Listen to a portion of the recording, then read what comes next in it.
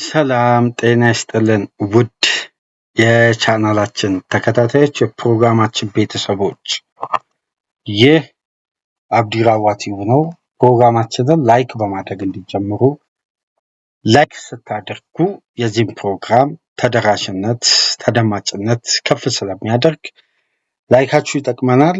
ላይክ ያደረጋችሁ ፕሮግራማችንን እንዲጀምሩ አዲስ ከሆናችሁ ቻናላችንን ዛሬ ለከፈታችሁ እንድትቀላቀሉ ሰብስክራይብ በማድረግ የደወል ምልክቷን በመጫን ቻናላችንን እንድትቀላቀሉ የአክብሮት ግብዣችንን እያቀረብን ይህንን ፕሮግራም ከሀገር ውጭ በባህር ማዶ የምታደምጡ የቻናላችን ተከታታዮች በሱፐር ስቲከር፣ በሱፐር ቻት፣ በሱፐር ታንክስ ድጋፍ እንድታደርጉ የአክብሮት ግብዣችን ነው። ጥሪያችን እያቀረብን ሁለተኛ ክፍል ፕሮግራማችን እንግዲህ አጠር ባለ መልኩ ቆይታ የምናደርገው ሌተስት አፕዴት ከትናንት በስቲያ በነበረን ቆይታ መሰረት እንግዲህ የተለያዩ ነጥቦችን ኢንሳይድ አንፊልድ ላይ ትኩረት አድርገን በርካታ ነጥቦች ላይ መወያየታችን ይታወሳል። አሁን ግን ትኩረት የምናደርገው በቀጥታ ከትናንት ምሽት አንስቶ ሲወጡ በነበሩ ጉዳዮች ላይ እስቲ እናተኩር።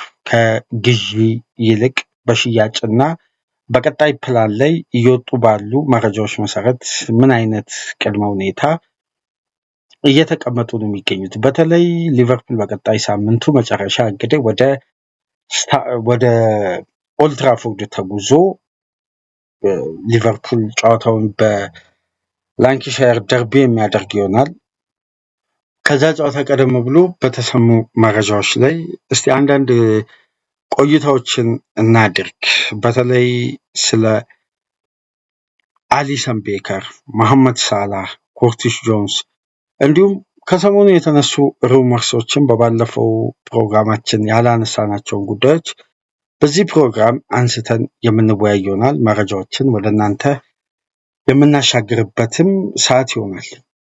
በቀጣይ ከዚህ ፕሮግራም በመቀጠል ደግሞ የሊቨርፑል ኃላፊዎችን ቁጭት ውስጥ ከቶ ይሁን እንደ ቢዝነስ ሞዴል የተወደደው በቡድን ውስጥ ግን ክፍተቱ ያልተሞላው የዓመቱ ምርጥ ፈራሚ በሚል ከፍተኛ ሙገሳ እየተሰጠው የሚገኘው ሉዊስ ዲያዝ ወይም ሉቾ ምን አይነት ሁኔታ ፈጥሯል በባየር ሙኒክ? እስቲ እናንተስ የሉዊስ ዲያዝ ሽያጭ እንደ ቢዝነስ አካሄድ ከሆነ 100% ትክክል። በስኳድ ውስጥ ግን ሉቾ ያለው ሚናና ሊቨርፑል በዘንድሮ የውድድር ዓመት ያጣው የዚህ ተጫዋችን ኳሊቲ እንዴት ትመለከታላችሁ? እስቲ ሀሳብ አስተያየታችሁ በኮሜንት መስጫ ታስቀምጣላችሁ። ከዚህ ፕሮግራም በመቀጠል ሉቾን በተመለከተ በባየር ሙኒክ ቤት አስደናቂ የውድድር ዓመት እያሳለፈ ነው። ይሄ ጉዳይስ በተቃራኒው በሊቨርፑል ኃላፊዎች ዘንድ ቁጭት ፈጥሮ ይሆን እንዴ በሚል ጥያቄዎችን አንስተን እንወያያለን። በዚህ ባለፈው ሳመር ከተደረጉ ዝውውሮች በጣም ውጤታማው ስኬታማ የዓመቱ ምርጥ ፈራሚ በሚል ከፍተኛ ሙገሳ እንግዲህ ከቢልድ አንስቶ እስከ ትላልቅ ጋዜጦች ድረስ እየተስማሙበት የመጣ በአውሮፓ ከተደረጉ ትላልቅ ዝውውሮች መካከል ስኬታማው ዝውውር በሚል ከፍተኛ አድናቆት እያገኘ የሚገኝ የዝውውር ሂደት ነው። ማለት በዘንድሮ ውድድር ዓመት ከተፈጸሙ ዝውውሮች ውስጥ በአብዛኛው በትላልቅ ጋዜጦች ተንታኞች በተሰጠው ድምፅ ሉቾ ይሄን ከፍተኛ ድምፅ አግኝቷል ነው የሚሉት መረጃዎች እንደሚያሳዩት ከሆነ። ይህን ጉዳይን በተመለከተ ከዚህ ፕሮግራም በኋላ ሳትርቁ ጠብቁን፣ ምንወያይባቸው ጠንከር ያሉ ነጥቦች ይኖሩናል ማለት ነው። ስለዚህ ይሄ ፕሮግራም ትኩረት የሚያደርገው ኢንሳይድ አንፊልድ ነው። ከሰሞኑ ምን ተሰማ በእነዚህ 2 ቀናት በሚል አንዳንድ መረጃዎችን እስቲ እናጋራችሁ። የመጀመሪያው ትኩረት የሚሆነው እንግዲህ ከሰሞኑን ሰምታችኋል ብዬ አስባለሁ። በሊቨርፑል ዙሪያ እየወጡ ከሚገኙ ምናልባት ትኩረት በከፍተኛ ሁኔታ ሊሰጣቸው የሚገባ መረጃዎች እንግዲህ እየወጡ ነው የሚገኙት። ከነዚህም መካከል ግንባር ቀደም ተደርጎ እየወጣ የሚገኘው የግብ ጠባቂው አሊሰን ቤከር ቆይታ ዙሪያ ነው። አሊሰን ቤከር በቀጣይ ሳመር ሊለቅ የሚችልበት እድል አለ ወይ? ምንድነው ከወደ ጣሊያን እየተሰማ ያለው መረጃ? በተለይ የጣሊያኑ ክለብ ዩቬ በቀጣይ ሰመር አንድ የኤክስፒሪየንስ ጠገብ የሆነ ስብስብ በሉቺያኖ ስፓሌቲ ውስጥ ለመገንባት እቅድ እንዳለው በደንብ በይፋ እየተሰማ ነው የሚገኘው። በደንብ ይሄ ጉዳይ ታዲያ ከምን ጋር በተያያዘ ነው? ከሰሞኑን እንግዲህ እንደሰማችሁት ጁቬ ጠንካራ ፍላጎት ለሊቨርፑሉ ቁጥር 1 ግብ ጠባቂ ለአሊሰን ቤከር እያሳየ መምጣቱን እና የበለጠ በተጫዋቹ ተወካዮች በኩል ግራውንድ ወርኩን አጠናክሮ መቀጠሉን በስፋት እየተነገረ ነው። ይህም መረጃ ሰምታችኋል ብዬ አስባለሁ። ያለፈውም ሳምንት ስናነሳ ነበር። አሁን ግን በተረጋገጠ መረጃና በጣሊያን ከሚወጡ ተነባቢ ዕለታዊ የህትመት ውጤቶች መካከል በጣም ተቀባይነት ያገኙ ለህትመት ከሚበቁ ጋዜጦች ውስጥ የታመኑ ጋዜጦች መካከል ቱቶ ስፖርት፣ ኮሪያ ዴሎ ስፖርት እንዲሁም ላጋዜጣ ዴሎ ስፖርት የሚባሉ እነዚህ ሶስት ትላልቅ ሚዲያዎች እንግዲህ በጣም በጣሊያን እግር ኳስ ዙሪያ የሚወጡ የታመኑ ዘገባዎችን ይዘው በመውጣት የሚታወቁ ጋዜጦች ናቸው እና እነዚህ ጋዜጦች ላይ ያገኟቸውን መረጃዎች እስቲ ከጋዜጦች ላይ አንድ ባንድ እያነሳን እንመልከት። ኮሪያ ዴሎ ስፖርት እንግዲህ በተከታታይ በአሊሰን ቤከር ዙሪያ መጻፉን ቀጥሏል። በተለያየ አምድ ላይ የተለያዩ ቀናት ላይ እየጻፈ ነው የሚገኘው። ኮሪያ ዴሎ ስፖርትን ጨምሮ ቱቶ ስፖርትን፣ ጋዜጣ ዴሎ ስፖርትን፣ ሁሉንም ጋዜጦች የአሊሰን ቤከር ወደ ጁቬ የሚለውን ጉዳይ አሳማኝና ተጨባጭ መረጃ አለን ከተጫዋቹ ተወካይ በኩል እያሉ ያለፉትን 2 ቀናት በህትመታቸው የፊት ገጽ ይዘው ወጥቷል። ዛሬ ደግሞ 3 የጣሊያን ትላልቅ ጋዜጦች በተለይ ቱቶ ስፖርትን፣ ላጋዜጣ ዴሎ ስፖርት እና ኮሪያ ዴሎ ስፖርትን ከተመለከታችሁ 3ቱም ጋዜጦች በፊት ገጻቸው ላይ ትኩረታቸውን 100% አሊሰን ቤከር ላይ አድርገዋል። እስቲ ጋዜጦችን ተመልከቷቸው በስክሪናችን ላይ። ሁሉም ጋዜጦች ለዛሬ ህትመትም ባለፉት ቀናትም በሚዲያው በኩል ይዘው የወጡት ለእግር ኳሱ ቤተሰብ ለህትመት ከበቁ ውጤቶች ውስጥ በጠቅላላ ትኩረታቸው ስለ አሊሰን ቤከር ዝውውር ነው። ይሄ ጉዳይ ግን እንዴት ነው ተጨባጭነቱ በጣም ከፍ እያለ መጣ።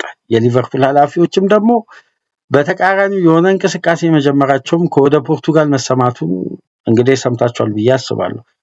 አሊሰንን ለመተካት የሊቨርፑል ኃላፊዎች ፕላናቸውን አስፍተዋል። ማስፋታቸው ብቻ ሳይሆን ኮንታክት እያደረጉ መሆኑ ተሰምቷል። በ52 ሚሊዮን ፓውንድ ወደ 60 ሚሊዮን ዩሮ ለማውጣት ለፖርቱጋላዊው ግብ ጠባቂ ዲየጎ ኮስታ 60 ሚሊዮን ዩሮ ወይም 52 ሚሊዮን ፓውንድ ለመክፈል ሊቨርፑል በፖርቱጋል በጁሊያን ዋርድ አማካኝነት ሪቻርድ ሂውዝን ጨምሮ ጁሊያን ዋርድም አብሮት በጋራ ሆኖ ይሄን ድርድር ሊቨርፑል እያደረገ መሆኑን ሪከርድ የተባለ የፖርቱጋል የታመነ ዕለታዊ ጋዜጣ ይዞ ወጥቷል። ይሄ ጋዜጣ እንደሚለው ከሆነ ሊቨርፑል ከፖርቶ ጋር ካለው ጠንካራ ግንኙነት በተለይ ጁሊያን ዋርድ እና ፔፕ ሊንደርስ ከፖርቶ ቀጥታ የስልጠና ማዕከል ጋር እድገት ጋር ተያይዞ ከፍተኛ ስልጠና መስጠታቸው ይታወቃል። ከዚህ ቀደም በ2015-16 አንስቶ እስከ 2021-25 ባሉት ጊዜያት የትላልቅ ኃላፊዎች የስልጠና ሞዴል እና የአካዳሚ ግንባታ ላይ የክለቦች ትላልቅ ኃላፊዎች እንግዲህ በቅድመ ውድድር ጊዜ ዝግጅት በአንዳንድ ወቅት እንግዲህ እየወጡ እንደነዚህ አይነት ግዙፍ ስልጠናዎችን ይሰጣሉ። በዚህም ወቅት እንግዲህ ፔፕ ሊንደርስ እና ጁሊያን ዋርድ በፖርቱጋል እግር ኳስ በጣም ጠንከር ያለ ኮኔክሽን መፍጠራቸውን ተከትሎ ሊቨርፑል ከፖርቶ ሉዊስ ዲያዝን ከቤኔፊካ እነ ዳርዊን ኑኔዝን በቅርብ ዓመት ሊቨርፑል ደግሞ ለረጅም ጊዜ በፖርቶ እያለም ዲየጎ ጆታን ከዚህ ዓለም በሞት የተለየን በአሳዛኝ ሁኔታ በሞት ያጣ ነው ምርጡ የሊቨርፑል ተጫዋች ዲየጎ ጆታንም ጨምሮ ከፖርቶ ጀምሮ መመልመል መጀመራቸው ይታወሳል። ይህንን ተከትሎ አሁን እንግዲህ ሊቨርፑል አሊሰን ቤከር ተተኪነት ከያዟቸው 3 ግብ ጠባቂዎች መካከል እስካሁን ድረስ ይፋ የሆኑት 2 ናቸው። የተያዙ 3 ናቸው።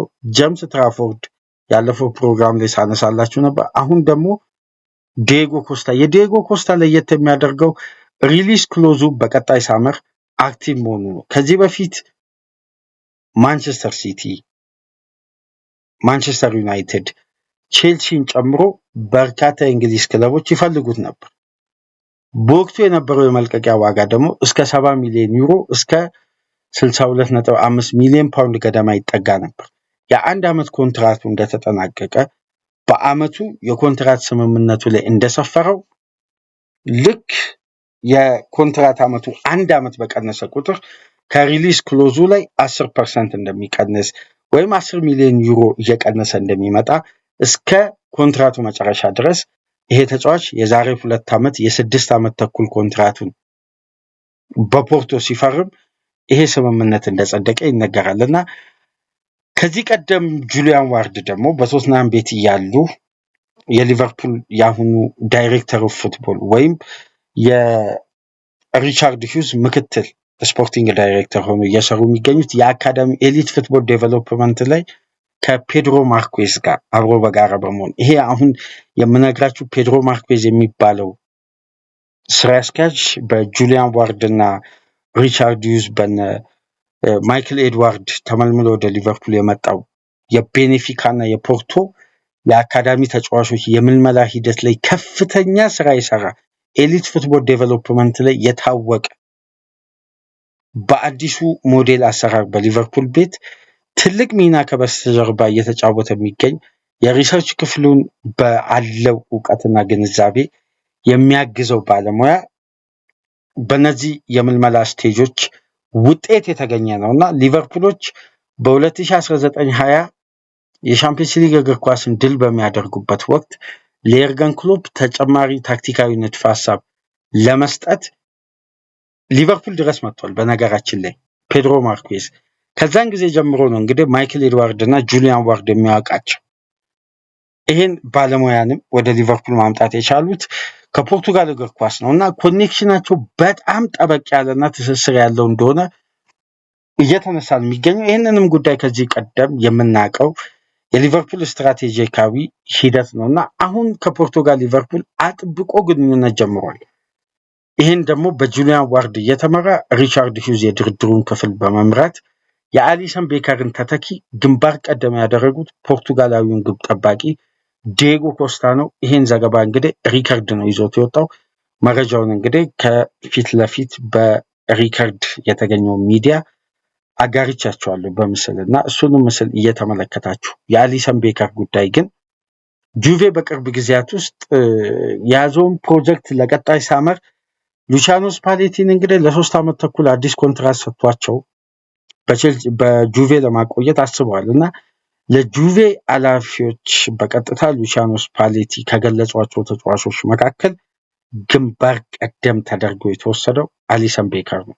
ስለዚህ ጁቬ ያለምንም ማንገራገር በቀጥታ ትኩረቱን አሊሰን ቤከር ላይ አነጣጥሮ ይሄን ተጫዋች ለሉቺያኖ ስፓሌቲ ለማስፈረም እያንዳንዱን ስራ በአግባቡ እየሰሩ እንደሆነ እየተገለጸ ነው የሚገኘው እና ቱቶ ስፖርት፣ ኮሪያ ደለ ስፖርት ሁሉም ሚዲያ እየዘገበው የሚገኘው በነገራችን ላይ ትክክለኛው እውነታ ይሄ ነውና ምናልባት በቀጣይ ሳመር አሊሰን ቤከርን ሊቨርፑል የሚያጣ ከሆነ ከዚህ ተጫዋች ጋር ተያይዞ ተተኪነት ተያይዞ እንግዲህ ጠንካራ የግብ ጠባቂ ፊርማና ከጆርጂ ማማርዳሽቪሊ እና ከውድማን ጋር የሚፎካከር ወደ አንደኛ ግብ ጠባቂነት ሊመጣ የሚችል ወይም በቀላሉ የማያገኘውን ቦታ እንደሆነም ከወዲሁ ታሳቢ ተደርገው እንግዲህ የሊቨርፑልን ሌጀንድ ለመተካት ሊቨርፑልም ቅድመ ዝግጅት ማድረግ ጀምሯል። ይሄ ማለት ተጫዋቹን በ19.5 ሚሊዮን ዩሮ ወይም ወደ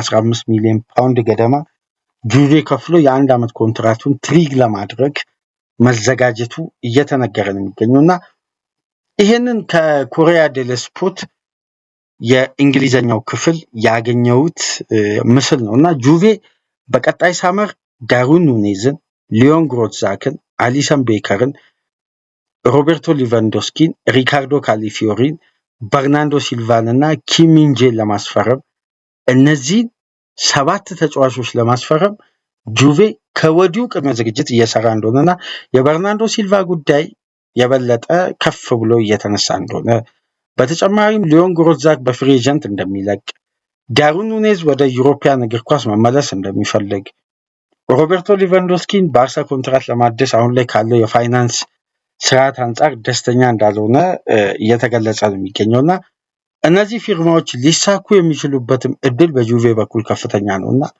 ይህንንም ጉዳይ ተያይዞ በውስጥ ያገኘሁት መረጃ ነውና የአሊሰን ቤከር መልቀቅ አሁን ላይ እንዳሉ ዘገባዎች ከሆነ እርግጥ የሆነ ይመስላል።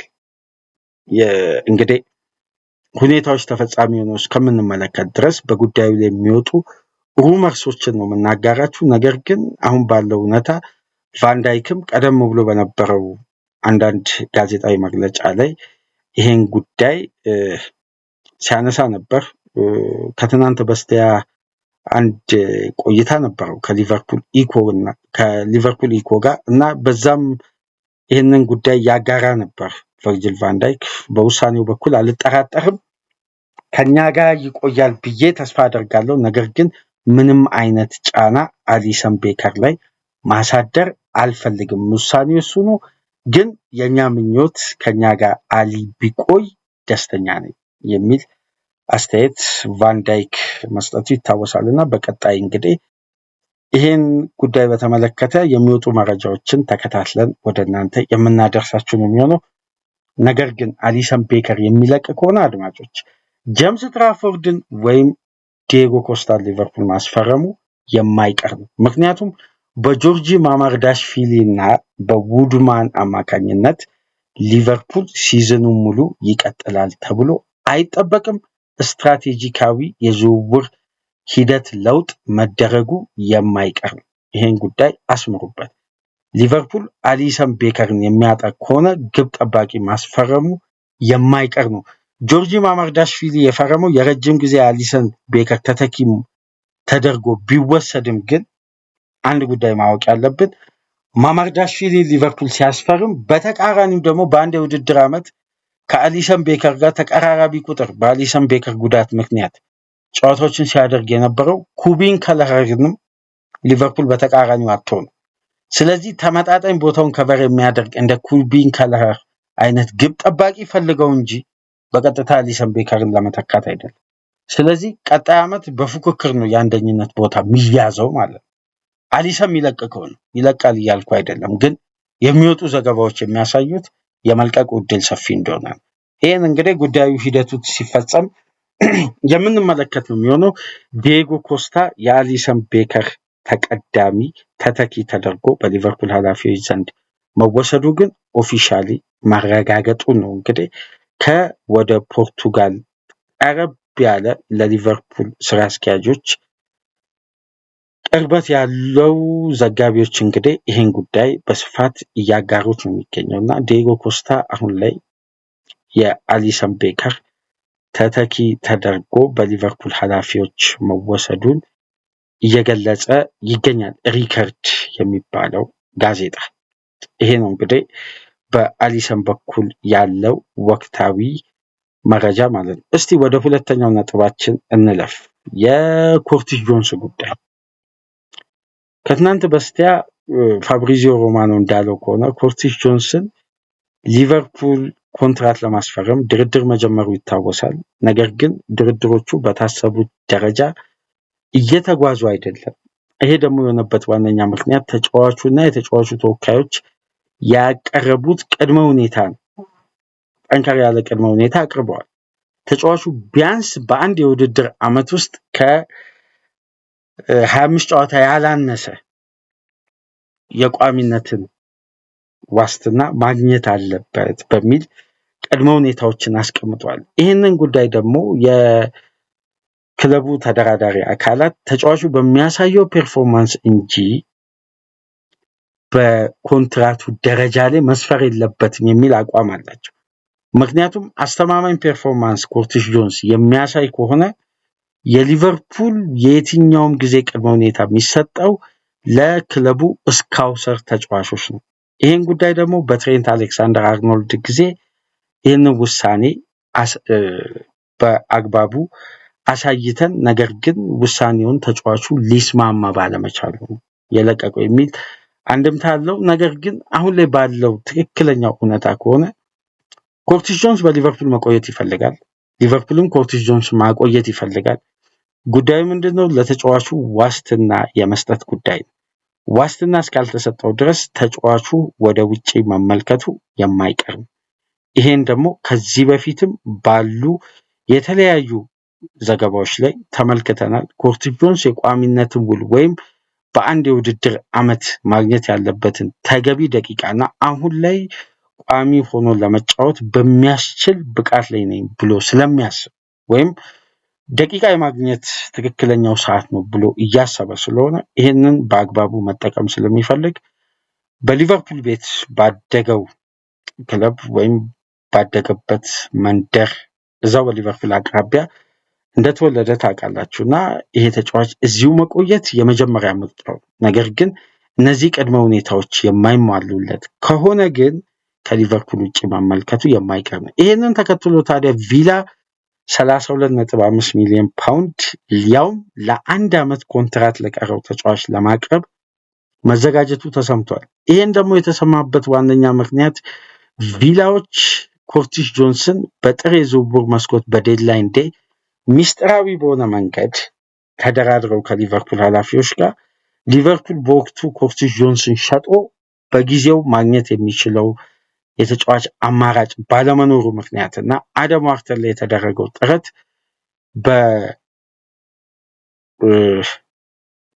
በክሪስታል ፓላሶች ጥያቄ መሰረት ወይም በጊዜው ፓላስ ለትላልቅ ውድድሮች በተለይ ለኮንፈረንስ ሊግ መወዳደሩን ተከትሎ ጥያቄውን ለመቀበል ፈቃደኛ አይደለም ወይም በሰዓቱ በበቂ ሁኔታ ስካውት አድርገን ተጫዋቾችን ለማስፈረም የሚያስችል ጊዜ ላይ ስለሌለን አደም ዋርተንን አንሸኝም በሚል ሐሳባቸውን